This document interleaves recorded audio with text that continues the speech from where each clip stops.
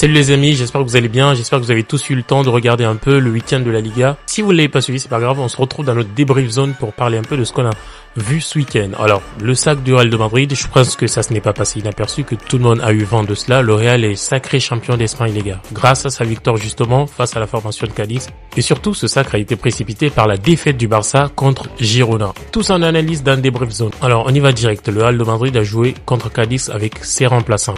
Vous le savez, le Real a précédemment joué contre le Bayern de Munich. Donc, logiquement, ils peuvent pas commencer avec la même équipe qui a joué contre le FC Bayern. Donc, Carlo Ancelotti a fait quelques remplacements au sein de cette formation et le Real a justement réussi à tirer son épingle du jeu. Alors, on a remarqué la titularisation des joueurs comme Thibaut Courtois, comme Arda Güler, comme Eder Militao. Ça a été un très très beau match. D'ailleurs, le Real a été très en difficulté dans cette rencontre. Cadiz a très sollicité Thibaut Courtois, au point même de penser qu'il pourrait commencer contre la formation du Bayern. Mais non, on va pas tout de suite s'enflammer. On va laisser peut-être la place à Lunin pour continuer ses belles prestations.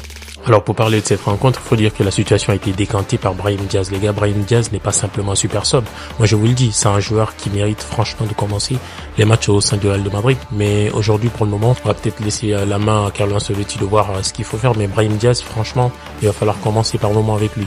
De l'autre côté, on a vu les buts de Bellingham, on a vu les buts de Rosselló. Ça a été quand même une très belle partie pour le Real de Madrid. Le point qui a d'ailleurs retenu mon attention, c'est en fait c'est la capacité du Real de Madrid à faire des rotations continues au sein de cette équipe et à ne jamais changer de résultat.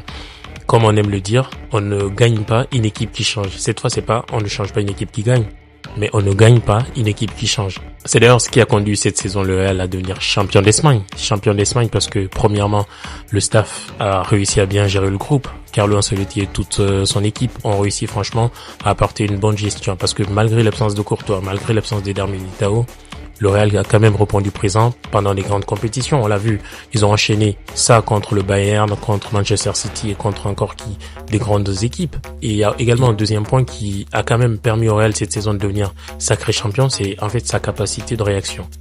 Ce Real de Madrid, quand tu l'accules, il va réagir. Quand tu lui marques des buts, il va répondre. Vous l'avez vu cette saison. Ils l'ont montré tout au long de la saison. Ça, c'était impressionnant.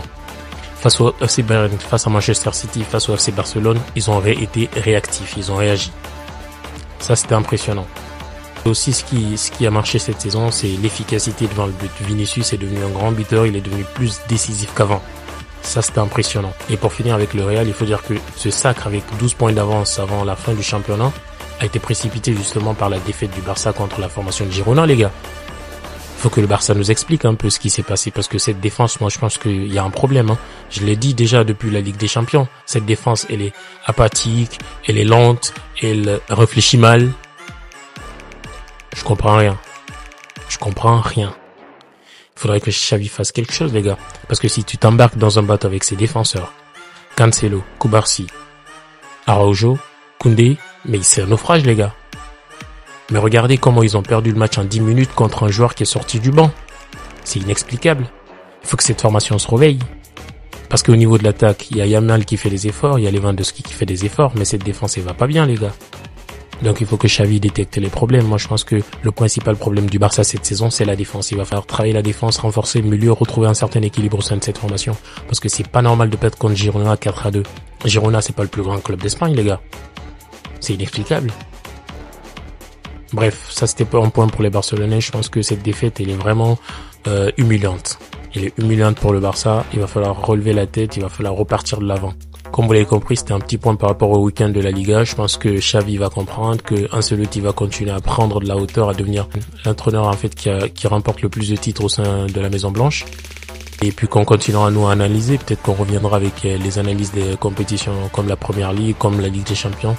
Merci à toutes et à tous d'avoir été là. Ciao.